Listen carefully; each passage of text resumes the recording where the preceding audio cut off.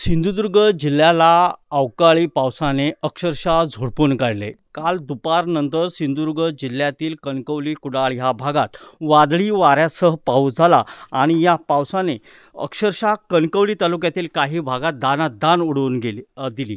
अनेक घरांचे पत्रे, कौलं, जे छप्पर आहे ते असं अस्तव्यस्त झालेलं सगळीकडे चित्र आहे. आता आपण ज्या घरामध्ये आहोत, खरं तर या घरामध्ये हा एक मंडप जो आता आपण पाहू शकता की या मंडपाची काय अवस्था झालेली आहे. संपूर्ण मंडप जो आहे तो क्षतिग्रस्त झालेला पाहायला मिळतोय. तर ठिकठिकाणी अशी छप्र उडून छपरांचे कौलांचा जो आहे तो खच जो आहे तो पाहायला मिळतो. ओएसिस फर्टिलिटीच्या तज्ञांनी IVF उपचार पद्धतीद्वारे 1 लाखांहून अधिक जोडप्यांना मातृत्व प्राप्तीचा आनंद दिला आहे.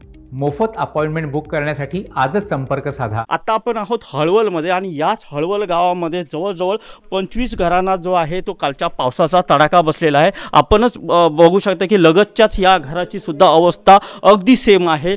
छप्पर जे आहे ते संपूर्णपणे उडून गेलेलं आहे आणि जी पायवाट आहे या दोन घरांमध्ये, या पायवाटेमध्ये हा असा कौलांचा जो आहे तो खच पडलेला आहे. एकूणच कणकवली तालुक्यात या वादळी वाऱ्याने अक्षरशः थैमान घातलेलं आहे.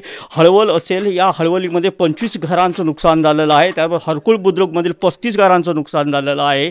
त्याचबरोबर शिरवलमध्येही 3 घरांचं जे आहे ते नुकसान झालेलं आहे. एकूणच अशा पद्धतीने जवळजवळ सिंधुदुर्ग जिल्ह्यातील या कणकवली तालुक्यामध्ये 100 जवळपास घरांचं नुकसान झालेलं आहे. तर त्याचबरोबर 100 लाईटचे पोल जे आहेत ते क्षतिग्रस्त झालेले आहेत. त्यामुळे या भागामध्ये कालपासून जो आहे तो रात्री उशिरापर्यंत वीज पुरवठा खंडित झाला होता. एकूणच कालच्या या वादळी वाऱ्यासह आलेल्या पावसाने सर्वच लोकांची, इथल्या आजूबाजूच्या परिसरातील लोकांची जी आहे ती दाणादाण उडवून दिलेली या दृश्यांमधून दिसते आणि मोठं नुकसानीला या लोकांना सामोरं जावं लागत आहे. महेश सावंत, TV9 मराठी, सिंधुदुर्ग.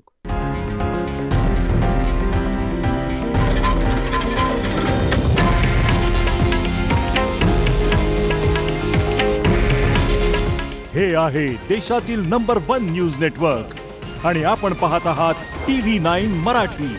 काळजी तुमची, हित महाराष्ट्राचं.